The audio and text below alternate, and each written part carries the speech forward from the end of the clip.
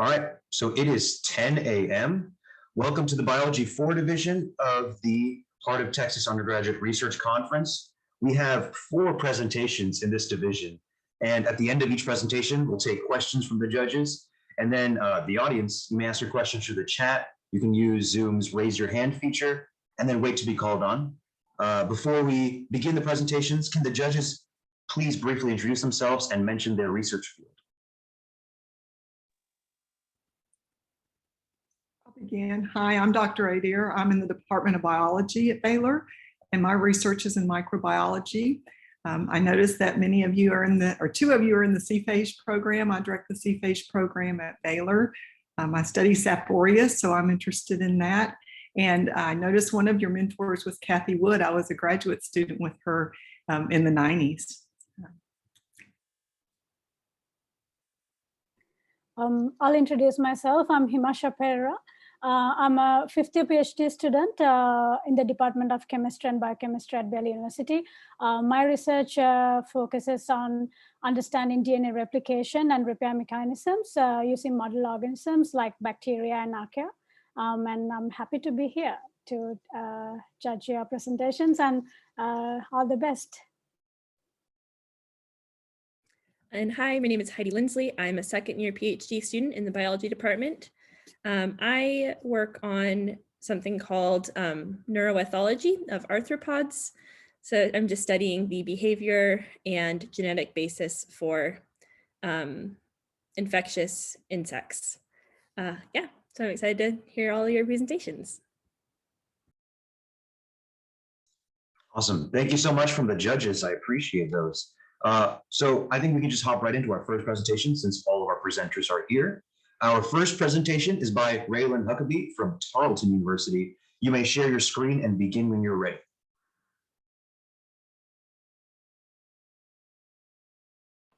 And can everyone hear me?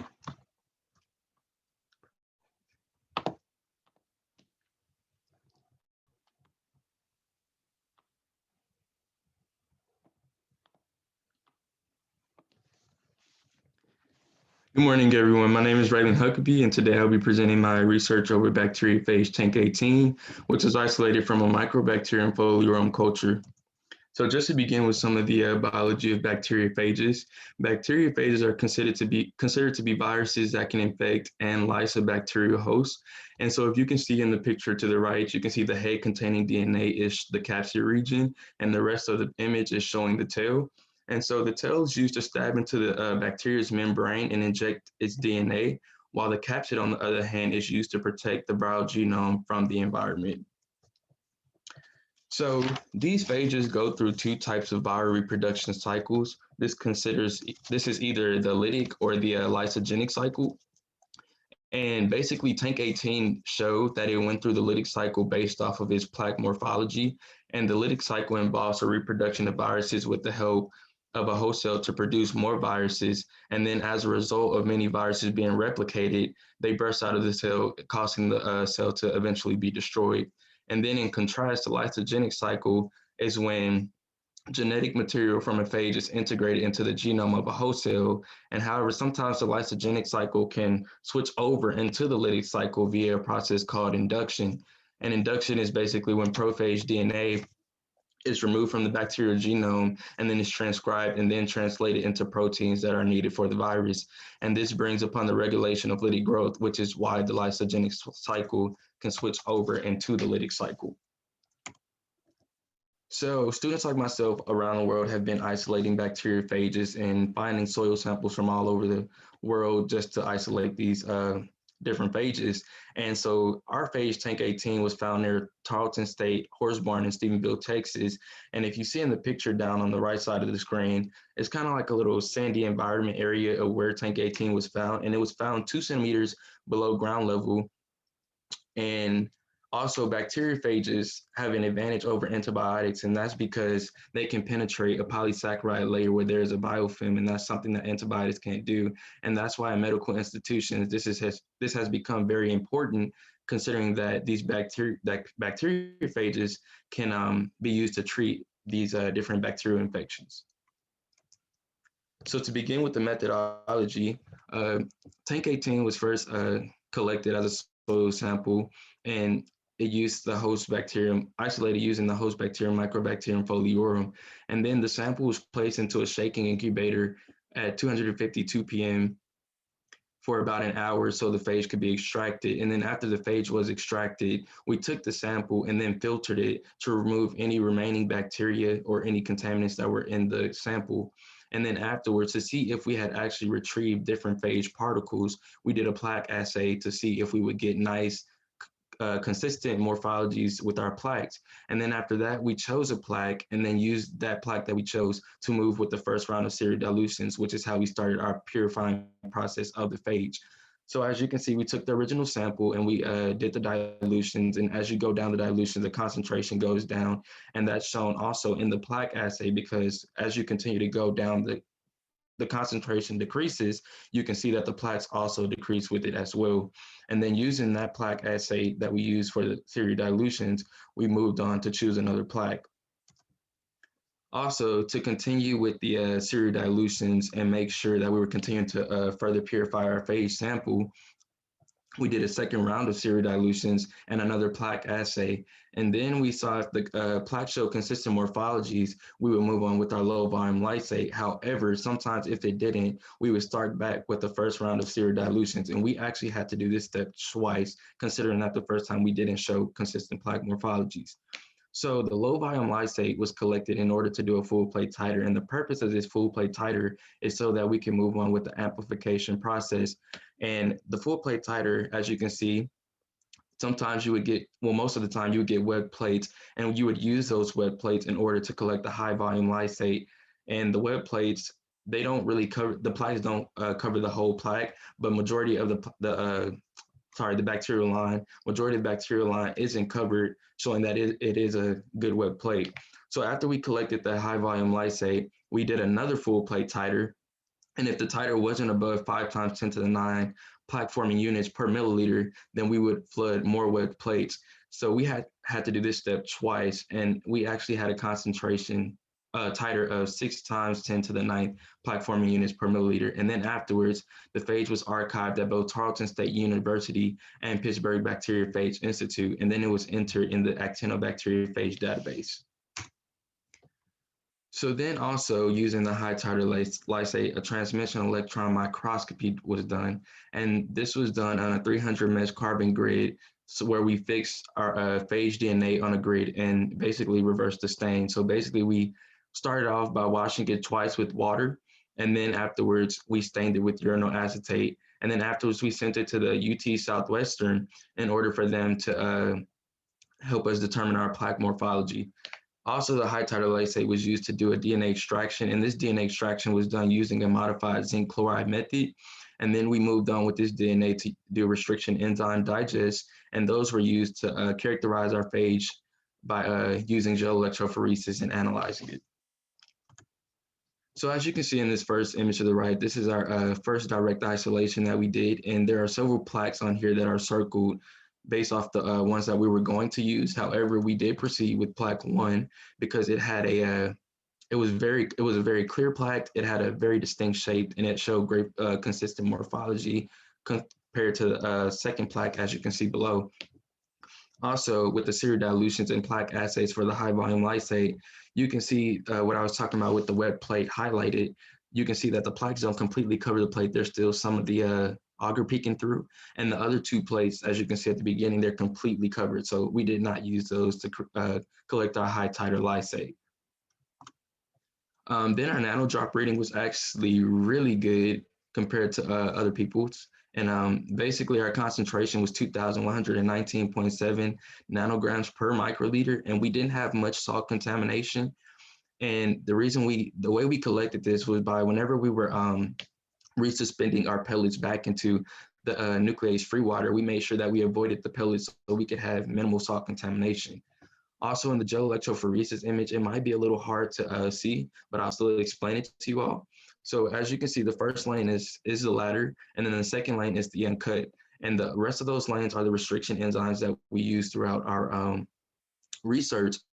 And the 4 restriction enzymes that we used were HAY3, NSP1, SAC2, and SAL1. So the way this works is you look at the uncut and you compare it to the rest of the lanes. And if the other restriction enzymes lanes compares to the uncut, then that shows that these restriction enzymes did not completely digest your bacteriophage. So therefore, SAC2 was the only lane that completely digested tank 18 because it cut our DNA at specific sequences. So in the rest of the lanes, they show faint bands and they look very similar to the uncut. Also, for our TEM results, tank 18 shows Cyphoviridae morphology. It had a capsid diameter of 45 nanometers and a tail length of 115 nanometers. And this was calculated using the ruler in the corner of the screen, which was approximately 50 nanometers in length. So in conclusion, our restriction enzymes, HAY3, NSP1, and SAL2 incompletely digested tank 18 DNA, while SAC2 was the only one that completely digested our bacteriophage. Also, the capsid diameter was 45 nanometers and the tail length was 115 nanometers, and the morphology was revealed as Cyphoviridae. And in the future, we plan to sequence our bacteriophage and annotate its genome so we can expand our knowledge on the biology of bacteriophages.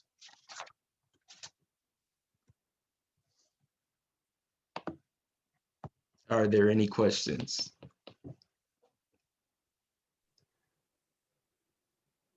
Yes, ma'am.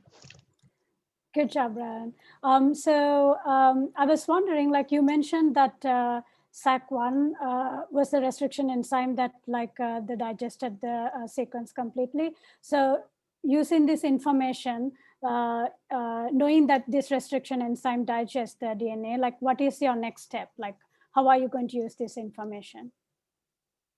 So basically, I'm not exactly sure how we use it to move on. I just know that it could possibly be like helpful information in regards to when we switch over to actually sequencing and the bioinformatics course, and maybe help us with like determining what genes or proteins are used within our bacteriophage.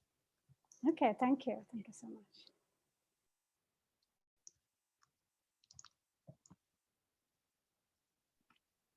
I have a quick question. Can you see me right here? Yes, sir. So whenever you said that y'all found this bacteriophage in soils, correct? Yes, sir. So you said that it was a sandy soil in a cattle area? I'm sorry, I may have misheard. It was actually a horse barn. A horse barn. Okay, that's really interesting. And so what led y'all to look in this area? If you don't know that question, it's okay. I was just wondering. No. So basically, when we were first talking about the whole where to go find a bacteriophage, we were either directed to either a liquid sample or a soil sample.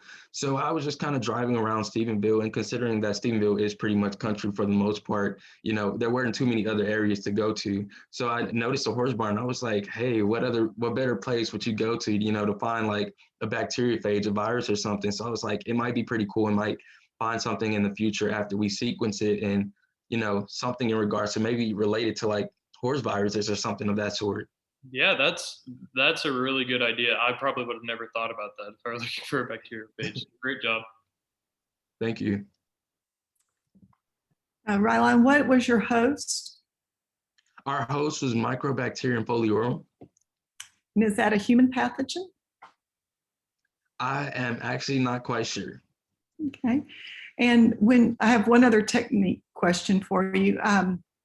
When you got your 2000 nanograms per microliter on your nanodrop, did that correlate to what you saw when you loaded 1 microliter on your gel? Not really. We were actually shocked that anything even showed up on our gel. We had actually a lot of errors when trying to do the gel, like nothing was popping up except for the ladder. So actually we were pretty excited when we actually even got to see any of the bands show up on our gel. Yeah, sometimes that nanodrop does give you a high peak, and you may thought it wasn't salt or something like that, but it could have been something else in your extraction that gave you that high peak. But so that's why we normally will run a control on, a standard on the gel that we know it's like 100 nanograms per microliter, and then you can kind of, verify that. Okay. Yes, ma'am. And I have one quick question about your restriction enzymes. What was the rationale behind those 4 specific enzymes? I'm actually not sure. All we were told was, identify them and see which restriction enzyme was able to digest it. But I actually did not get a chance to actually go behind the scene and, figure out what they actually do. But Okay. I'll actually look into that now that you mentioned that. Thank you.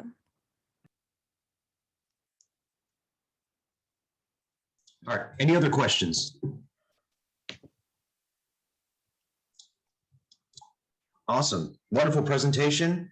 And we'll go right into our second presentation. If everyone is ready, message me or let me know if not. Our second presentation will be by Jessica Lee, also from Tarleton University. You may share your screen and begin when you're ready.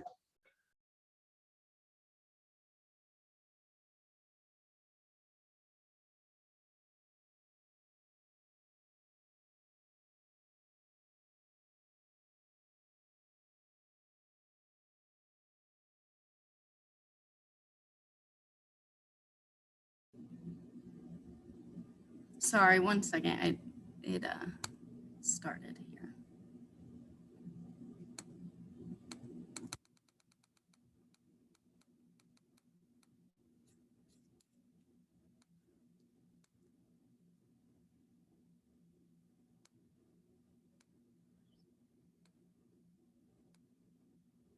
Okay, can you guys hear me? Yes, maybe. No?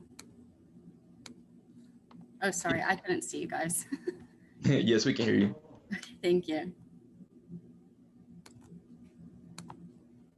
Okay. Hi, everyone. My name is Jessica Lee. I'm also from Tarleton State University, and I'll be presenting the bacteriophage purple goat. As bacteria become more resistant to antibiotics, it is important that we find new ways to combat these microorganisms.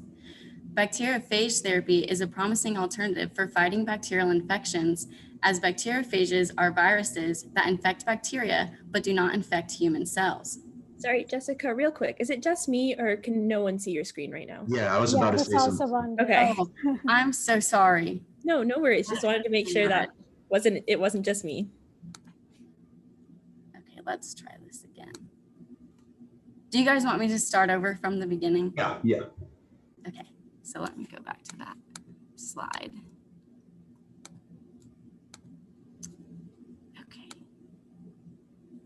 Okay. Can we see now? Yes, Okay, you're good. great. Okay, great. Okay, sorry about that, guys. I'm Jessica Lee, and I'm also from Tarleton State University, and I'll be presenting the bacteriophage purple goat. As bacteria become more resistant to antibiotics, it is vital that we find new ways to combat these microorganisms.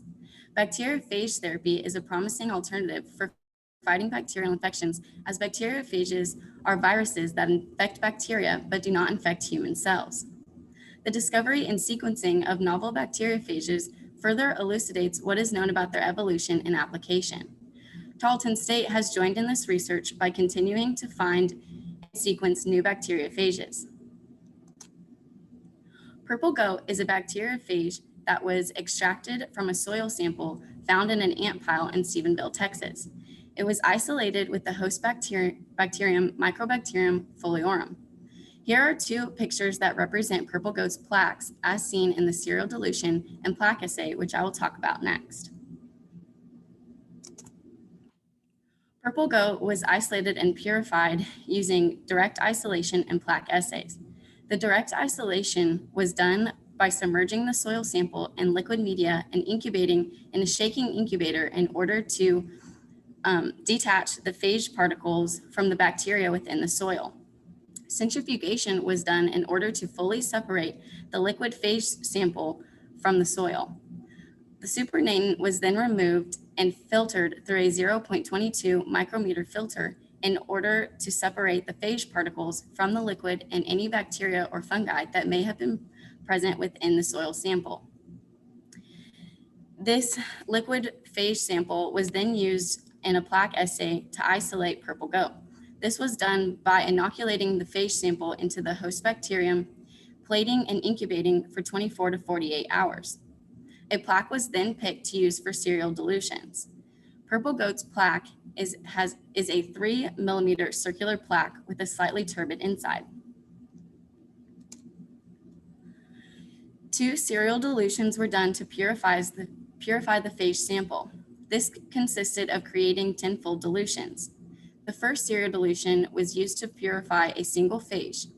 A well-isolated plaque from the first serial dilution was then picked and used in the second serial dilution to further purify this phage. All of the serial dilutions were then inoculated into the bacterium, plated, and incubated for 24 to 48 hours. The serial dilutions produced a webbed plate, which is a plate containing the highest concentration of stable plaque-forming units. This plate was flooded with phage buffer and allowed time to sit in order to detach the phage particles from the bacteria. After 4 hours, a low-volume lysate was collected and filtered. A full titer was done by tenfold dilution in order to determine the concentration needed to make a webbed plate.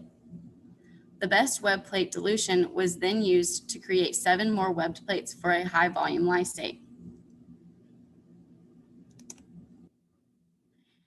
A high volume lysate was needed because the higher the concentration, the more stable the phages are when stored in the fridge at 4 degrees Celsius. A high concentration is also required for DNA extraction and archiving. A full titer was done using tenfold dilutions in order to determine the concentration of the phages, which was determined to be 1.5 times 10 to the 10 PFUs per milliliter. The high volume lysate was then used for DNA extraction. First, nuclease was added and incubation was done in order to degrade any bacterial DNA within the phage sample. The lysate was then aliquoted into 5 tubes, and zinc chloride was added to the tubes, inverted, and incubation was performed in order to precipitate out the phage particles. Centrifugation was then done in order to pellet the phage particles, and the supernatant was removed. The phage particles were then resuspended in TES buffer and incubated in order to stabilize the phages. Proteinase K was then added and incubation was performed in order to deactivate any residual nuclease that could degrade the phage DNA. Potassium acetate was added and the tubes were placed on ice in order to denature the capsids and precipitate out the phage DNA. Centrifugation was then done in order to pellet the capsids and precipitate out the phage DNA. The supernatant containing the phage DNA was then removed and placed into new tubes. Isopropanol was then added to the phage DNA and it was left on ice in order to precipitate the phage DNA. The next day, the phage DNA was pelleted by centrifugation and the supernatant was discarded. The phage DNA was then washed with ethanol before being allowed time to completely dry. The phage DNA was then resuspended in nuclease-free water and tested on a nanodrop to determine the concentration and purity.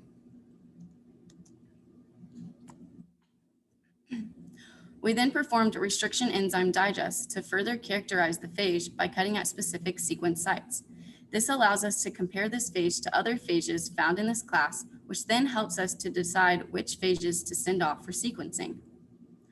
The restriction enzymes used were HEA2, NSP1, SAL1, and SAC2. Lambda Hindi 3 digest was used as the latter, which is shown on the left side of the gel. The second row of bands shows the uncut DNA, which, as you can see, all of the restriction enzyme gels are placed here as uncut DNA. This shows us that this particular phage's DNA could not be cut by these restriction enzymes. Transmission electron microscopy was also used to further characterize Purple Goat. We did this using a 300 copper mesh carbon grid and stained the phage using 1% urinal acetate. The phage was then sent off to UT Southwestern to be viewed. As you can see from this picture, this is what Purple Goat looks like underneath the microscope. TEM showed purple goat to be of the syphoviral morphology with a 145 nanometer tail and a 45 nanometer capsid. Sequencing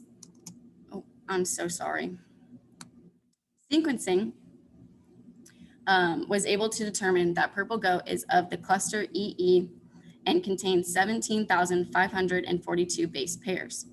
Sequencing was also able to determine that purple goat is 100% identical to 3 other previously discovered isolates: Scamander, Raleigh, and Bernadetta. Bacteriophage Raleigh and bacteriophage purple goat were both found in Stephenville, Texas, but in different locations, in different environments. Bacteriophage Raleigh was found in a flower bed at the person's house, while purple goat was found in an ant pile in the parking lot of a restaurant. Both of these isolates were found in different years, at different temperatures, and after different rain patterns. Bacteriophage Scamander was found in a flower bed in South Carolina, and bacteriophage Bernadetta was found in a water meter in Florida. The 3 locations of these 4 isolates seems to form a triangle with each other. Originally, we thought that this particular bacteriophage might have originated in commercial potting soil, since both of the previously discovered isolates, Raleigh and Scamander, were both found in flower beds. The recent discovery of purple goat and Bernadetta have put a hole in that hypothesis, since now this phage has been discovered in 2 other environments. Future research could be done to determine a host range for this bacteriophage, since it has now been found in 3 different locations and in 3 different environments.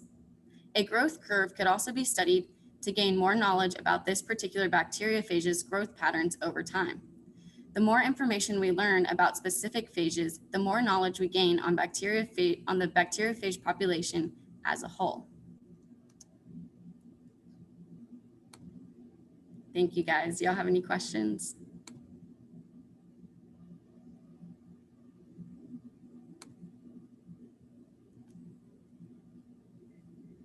Yeah, I can start. So what are your next steps or ideas about what to do with the information about the protein coding regions in the genome? So I'm not quite sure. We didn't have any restriction enzyme cuts, so I guess it's a little bit hard to know what sequences are fully in there. We do know about Scamander sequences, but I'm not sure if any proteins or anything have been researched yet. Okay, thank you. You mentioned that there are like 3 other bacteriophages like that are genetically identical. So when you say genetically identical, like do you have like a specific percentage of like sequence identity, or 100%. like how? 100%? Yes, the sequence was found to be 100% identical. So this phage is the exact same phage seems to be found in all of these places. Okay, and are there like, how do you differentiate this purple goat from other like 3 bacteriophages? Like, are there like any specific features or like? So from what I understand, the phage is the exact same phage, just found in different places. Okay. So whenever you go into the archiving center, purple goat will show up at the top stating that it is Scamander. Thank you. Okay. Yeah, so that will all make more sense after you do bioinformatics on it. But that is really interesting, isn't it? That you can have the identical genomic sequence of a virus found across the country. And that's been seen. But do you know what the diversity is in microfilarium? Like, how many clusters are there of that particular host, phages from that particular host? Do you know? I'm actually not sure. Yeah.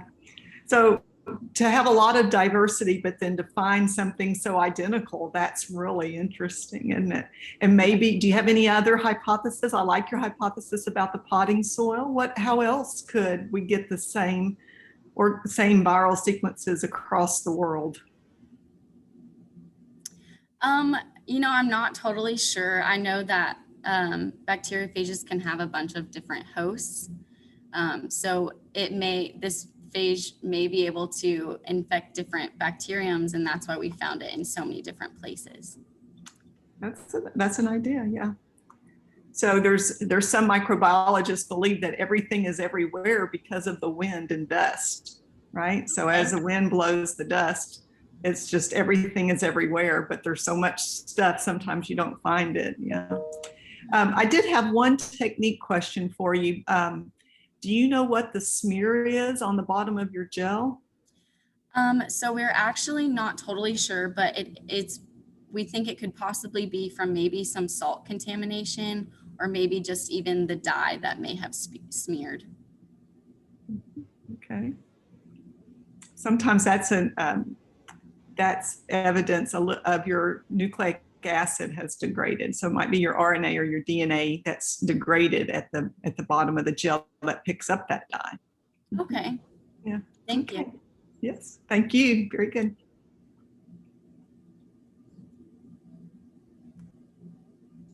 Do we have any other questions from the audience?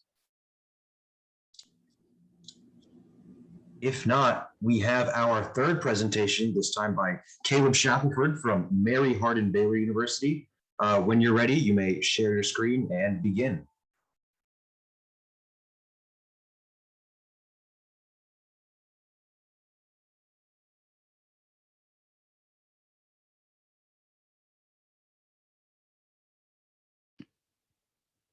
Sorry, 1 second. This is kind of giving me a little bit of issues. All right.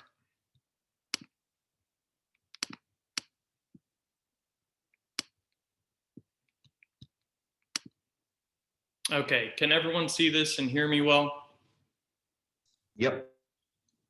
Okay, my name is Caleb Shackelford, and I'm a student at the University of Mary Hardin Baylor, and my current research is titled Identification of Bacteria in Symbiosis with Vachellia farnesiana.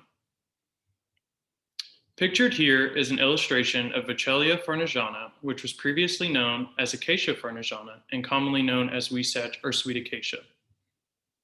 I will be referring to it as Weesach throughout this presentation. Weesach is a shrubby legume native to Mexico and South Texas, but has gradually migrated into Central Texas and other parts of Bell County. To discover components of this migration and resilience of Weesach in Bell County, an investigation of the symbiotic relationship with nodulating bacteria has occurred.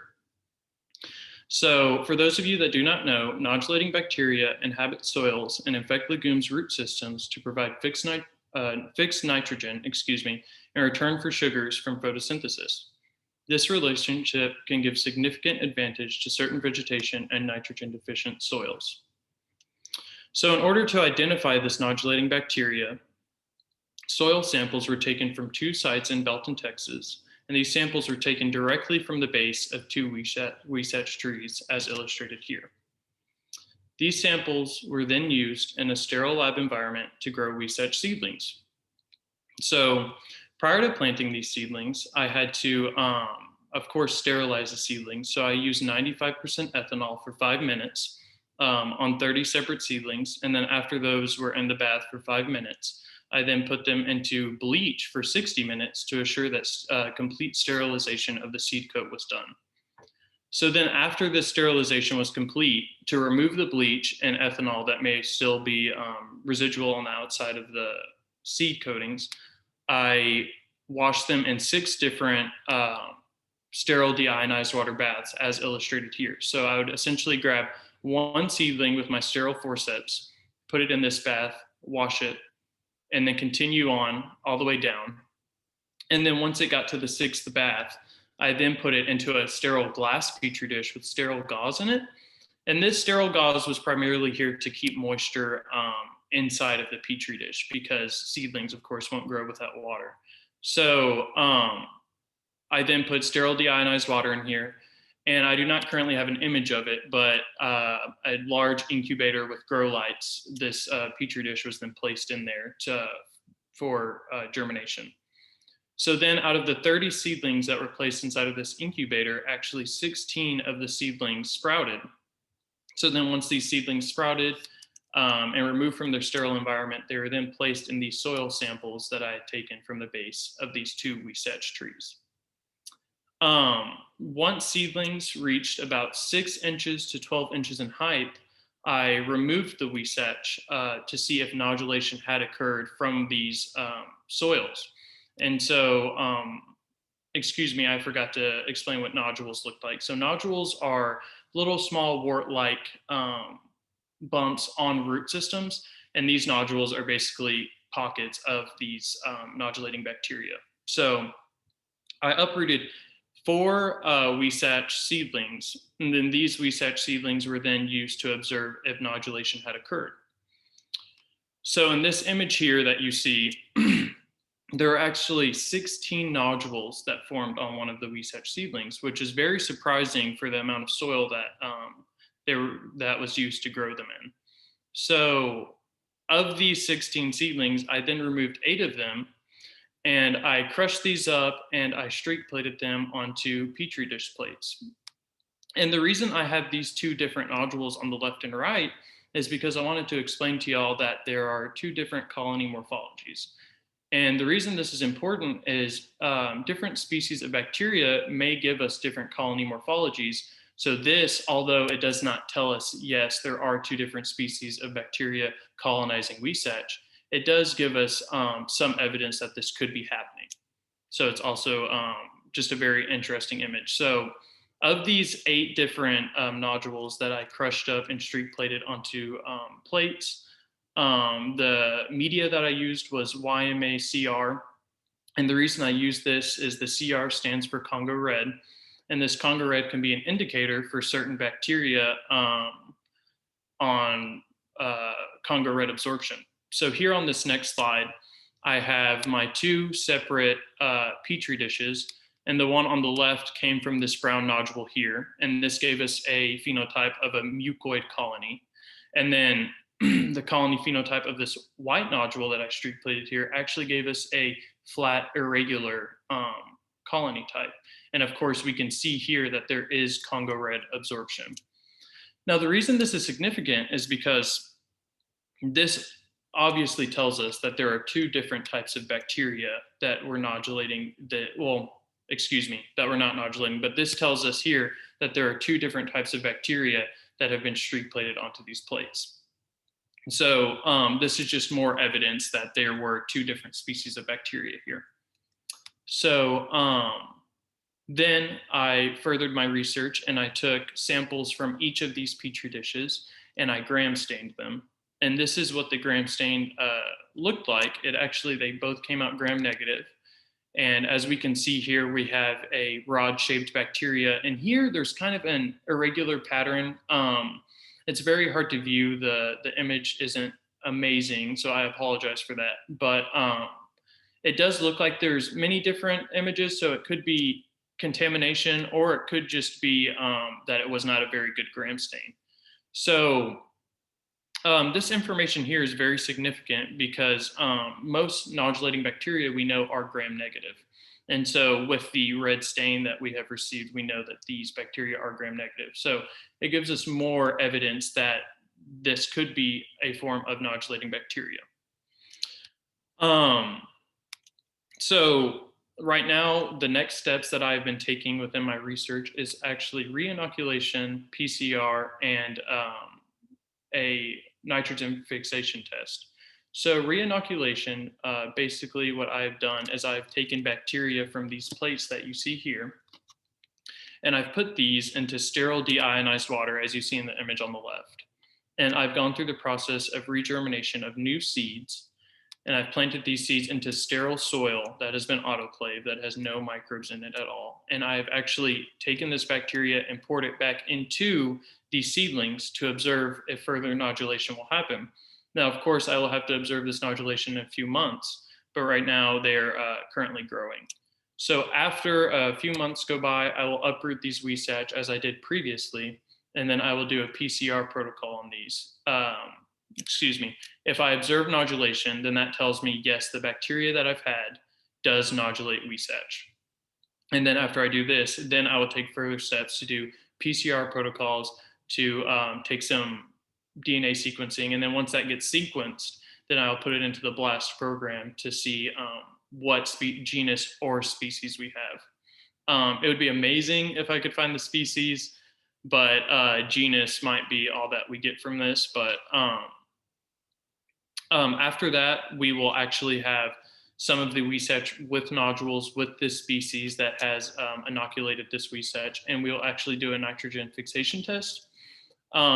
The procedure for this, I do not have fully mapped out in my head, but I know that I will be having to collaborate with the chemistry department. So yeah, so pretty much the results I have right now are up to the gram stain and reinoculation, but further results will come. So my discussion and application. So many people may ask or not fully understand why this is really applicable to anything like, oh, wow, amazing, you found what species of bacteria can nodulate Wesetch. But I think that the research goes much deeper than that. I think it's really interesting to think about vegetative invaders coming into ecosystems that are very invasive, and to look deeper than just the organismal level and understand how they are getting there, but to actually look at the microbial level and understand how they're have advantages in these areas like Wesetch. So that is my application for that. And I just wanted to list my references here. And then I also wanted to give credit to Dr. Kathleen Wood for helping me with this research. She is amazing, and she has taught me so much. And I also wanted to give thanks to the scholarship fund that has been helping me through this research and that has been funding me. And I also just wanted to give thanks to the University of Mary Hardin Baylor, because I think it's a great university that has taught me very much. Thank you all for listening to me present. Are there any further questions that you may have?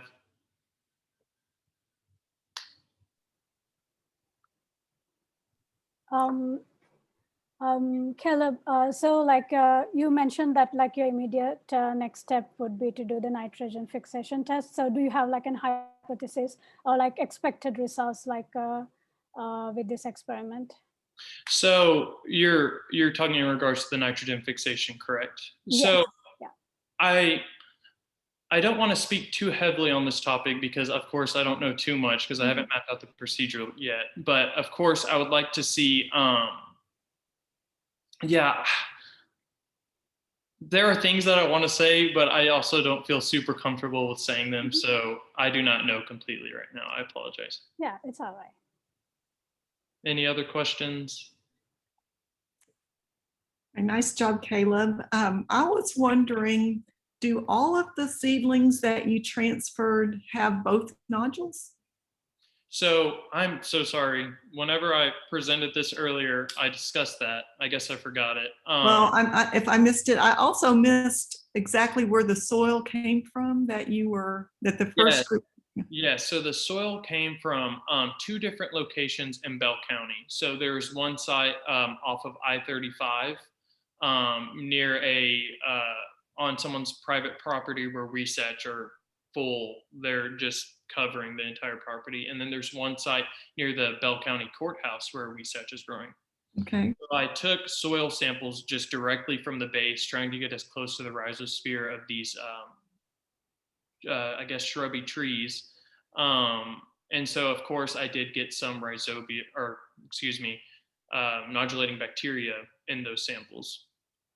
And then of the 4 that I uprooted, so I uprooted 4 because they're 6 to 12 inches in height.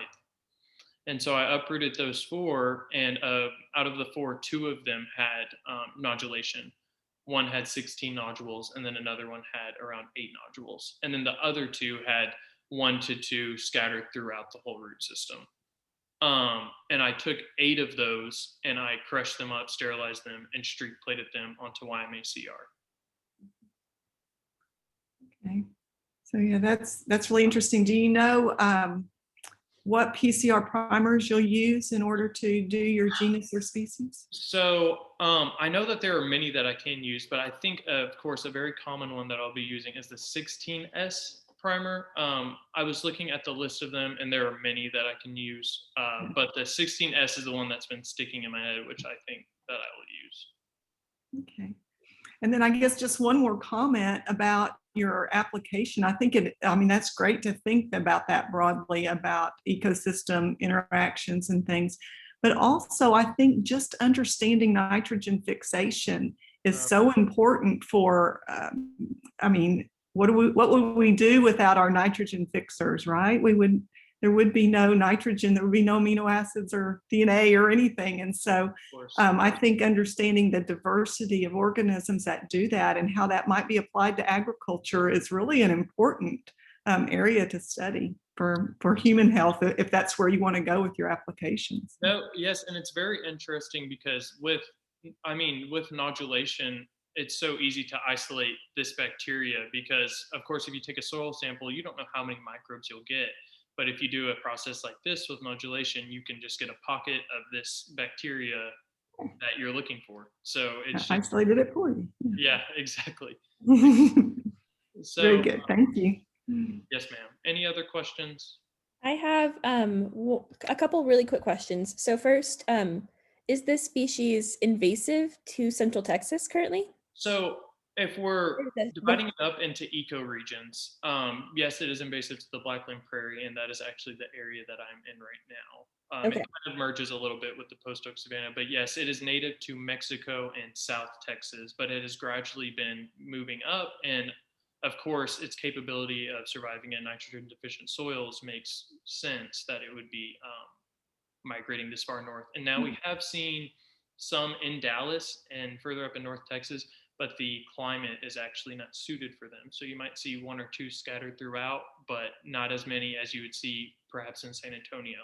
So next time, if all of you go to San Antonio, I would love for y'all to look out on just the horizon, and you will see these trees everywhere. It's crazy. And then my second question is, are these trees having any sort of positive or negative impact on their newly invaded environments?